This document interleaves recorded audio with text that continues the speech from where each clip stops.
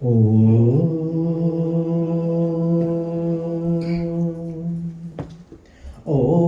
Aham Divecha Pratidhim Utadyamaham Ritun Ajanayam Sapta Sakam Aham Satyam Anritam Yat Vadamiyaham Daivim Pari Vacham Vishacha. Mantra says from Atharva Veda that God created and set this celestial region, Dhyam, the sun, the heavens, all of these created. Earth, Prithivim. He put in place the Ritun, the seasons for us. He created all of this to work as a system. He granted intuition to all of us so we could understand truth from untruth. He revealed the divine Vedas to us. To this Parampita, we, your children, we bow our heads in gratitude. My dear brothers, my sisters, mothers, fathers, my fellow souls, namaste. We believe in and we are driven to action by Krinvanto Vishwam Aryan. This goal of ours to make the universe noble. But as I have said so many times, that to make the universe noble, we must begin with the self. I must first make myself noble, then go out and help others become noble. Those of you who know me know that I focus on measurements of growth. I talk about it all the time. How do we measure our own growth? Those of you who work in a business have heard this phrase before: that which gets measured gets improved. You must understand where you are at this moment to understand where you need to go from here. To improve ourselves, we must be able to, most importantly, we must be able to judge our own level of thoughts, words, and actions, not focus on judging others, which we find so easy to do. But to do this, we must develop the ability to introspect, to look at ourselves and judge ourselves. And you see, this ability to judge ourselves, it doesn't come natural. We have to develop this ability to kind of look inwards. And the more you use it, the better it gets, like with everything else. Through our five senses, hearing, taste, smell, sight, and touch, the Pancha Jnanendriyas, through these five senses we perceive and we interact with God's creation. These senses are designed to focus where? Outwards. None of these senses are designed to focus inwards. Only the intellect is designed to focus inwards, that can reflect upon the self and look inwards. This is true with everything we do. We must practice on and on to make perfection. So how do we measure our own level of nobleness? And this is a question to all of you. How do we measure how noble we are? How do you measure how noble you are? There's many attributes, there's many measurements. One of them I want to talk about today. As leaders and influencers, and yes, if I may point out, especially leaders in Mandir and in organizations, those of us who can and do influence the thinking of others, each one of us must get to a point where we make our voices into the kind of voice which others will want to hear. They'll want to listen to it. We must make our voices into the kind of calm sound that is pleasing to the ears of others, so that despite any innate objection within them, They still want to hear what you have to say because your voice is comforting, kind, loving, and embracing. Too many times we get involved in a conversation of discussion. It becomes a raging argument simply because we ourselves, we fail to make our voices into one which is tolerant to others. We shout and we scream. As leaders of society, we must be able to get ourselves to this higher level of behavior. In Bhagavad Gita, Sri Krishna calls it verbal discipline. Very, very strong word. Means being disciplined about the words you choose and the way you deliver those words and to whom you deliver those words and how you deliver those words and when you deliver those words. Verbal discipline. Anudvega karam vakyam satyam priya hitam chayat swadhyayaya abhyasanam cha eva vanmayam tapa uchyate. Sri Krishna tells Arjuna that, oh Arjuna, verbal discipline consists of what? Vakyam, words which are anudvegakaram, the kind of words which does not cause the kind of distress. Words which are truthful and does not inflict hurt and pain. It's not what you say, it's how you say it so much, right? We've heard that many times. This verbal discipline, Sri Krishna refers to consist of using words which, he says, are priyahitam, meaning which are beneficial in some way to others, and as well as swadhyayaya abhyasanam, the recitation of Vedic scriptures, because these are declared as austerity of speech. You practice Vedic mantras, you practice Vedic chanting, it softens the voice, or it should, if we do it right and we focus right. But most of us, we do the opposite. Right? Behind Pagande, we hear this all the time.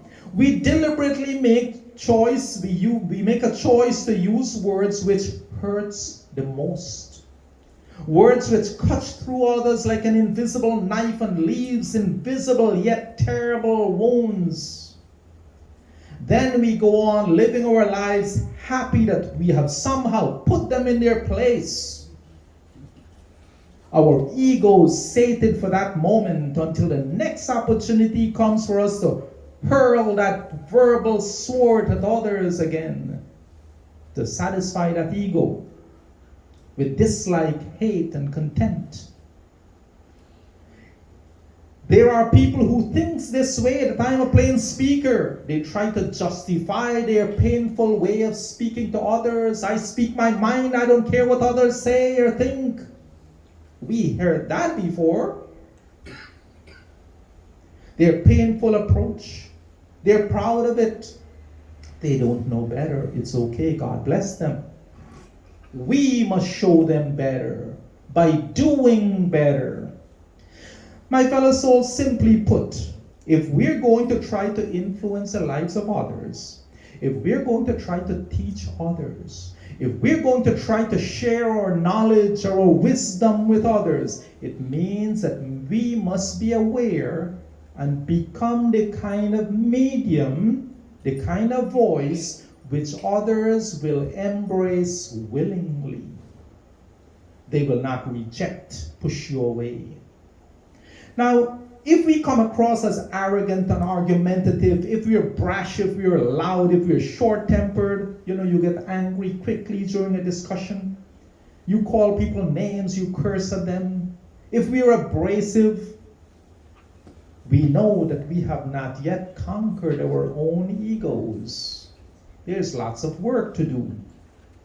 Furthermore, I'll pose this question to all of you here.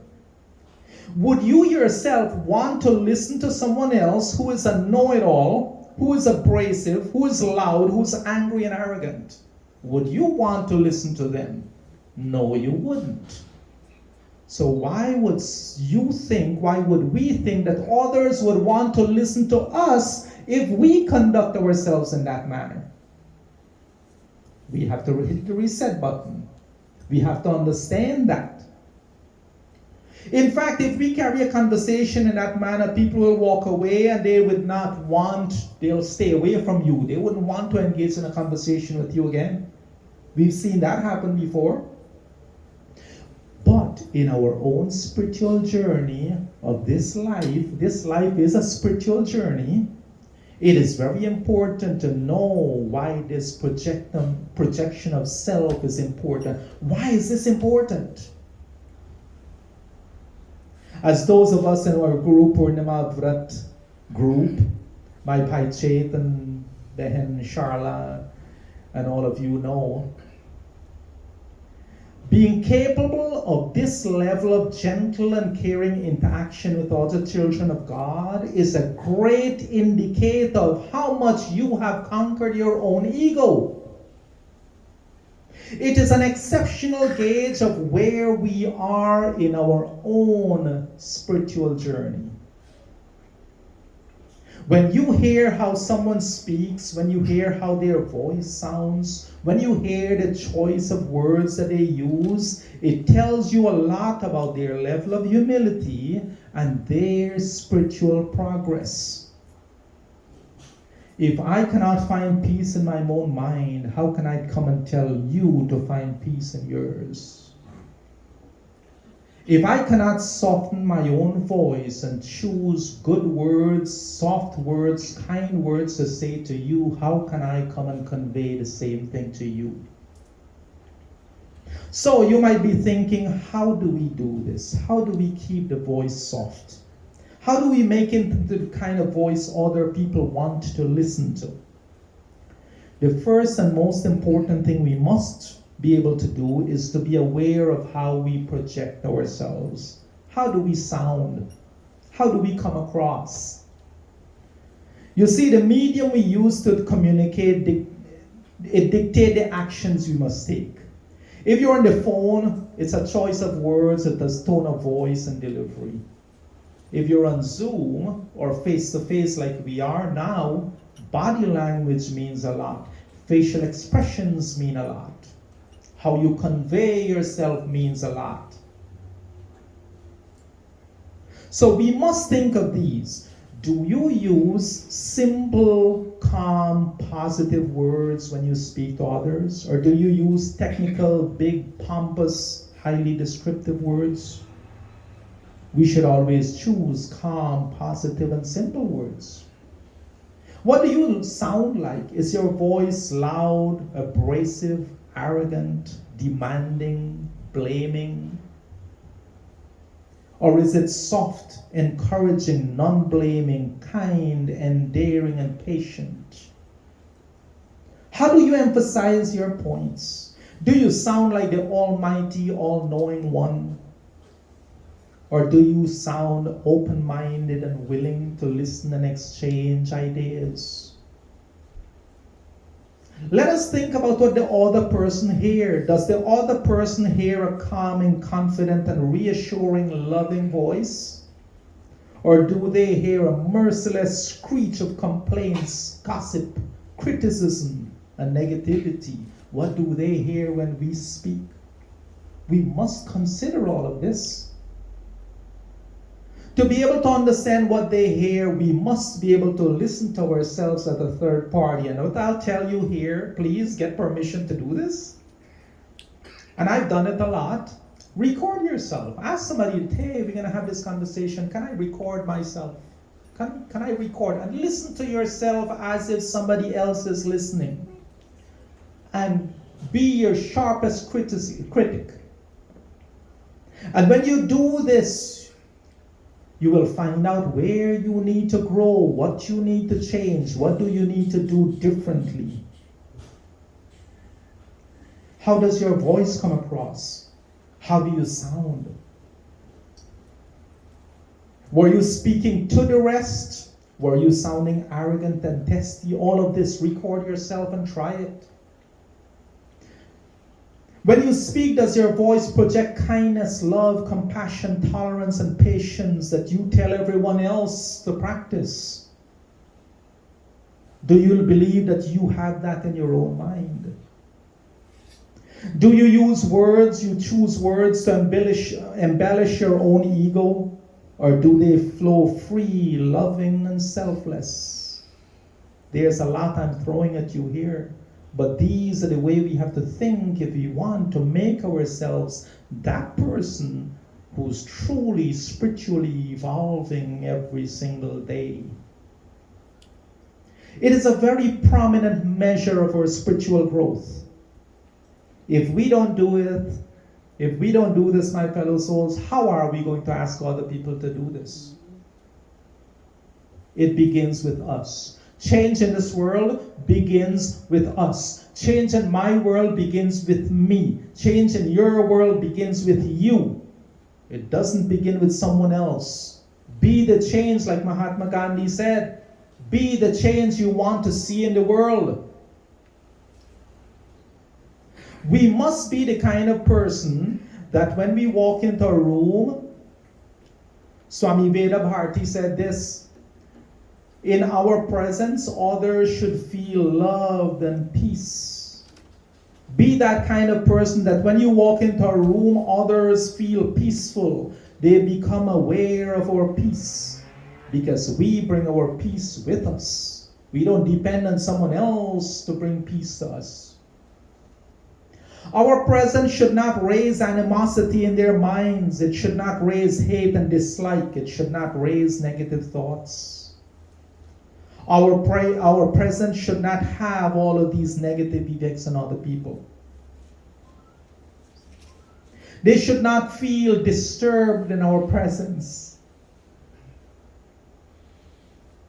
They should feel calm and reassured, but they do not know why. They should feel close to you, protected, but they might not know why, but in your presence they feel good. They might feel, they see you and they feel something overcome them of peace. They don't understand why, but they see you and they feel peaceful. Become that kind of person. When you're there, they feel inspired and confident. They might not understand why, but your presence brings that. And my fellow souls, when we can do this effectively, when we can successfully be the kind of voice others wants to hear, when others willingly embrace our presence and our voice, it means that we're making great progress in our own spiritual path. So think about it seriously for a moment. We may know all the right words, right? Think about this. You might have all the right words. You might be able to quote from the highest of all scriptures. You might have a lifetime's worth of wisdom to share. But if nobody wants to listen to your voice, then what's the use? How can you share that? Unless you make yourself that kind of person. This person, this character requirement is of a true Tyagi. A person who is willing to renounce his own ego, let go of his own ego. Kena Upanishad, I'm coming close, but Kena Upanishad says this. Mantras 5, 6, 7, 8, and 9 goes like this. Ya vachana bhyuditam yena vaga bhyudyate yanena sa namanyute yena armano matam ya chakshusha na pashyati yena chakshumshi pashyati yashrotrena na shrinoti yena shrotram idam shrutam yat pranena na praniti yena prana praniyate. It says here that God cannot be described by the voice, but it is by the power of God that the voice can work. God cannot be understood by the mind, but it is by His power the mind functions. It says the same thing about the power of hearing and seeing. And all of these mantras end with this line, very important. Tad eva brahma tvam vidhi nedam yet idam upasate. Oh man, know that the energy behind all of this to be the true God, not that which people normally worship. Leading down that same path of what we always talk about, oneness. The oneness principle, this ever-present energy of God. So my fellow souls, through this gift of the power of God, all of what He has given us functions. In closing today, here's what I'll ask you to do. I'll ask each one of us to examine yourself, to judge yourself, not anyone else, to listen to your own voice, to analyze your own behaviors, to determine what it is you need to change in your own life, not what others should change. I ask each one of you to focus especially on how you speak,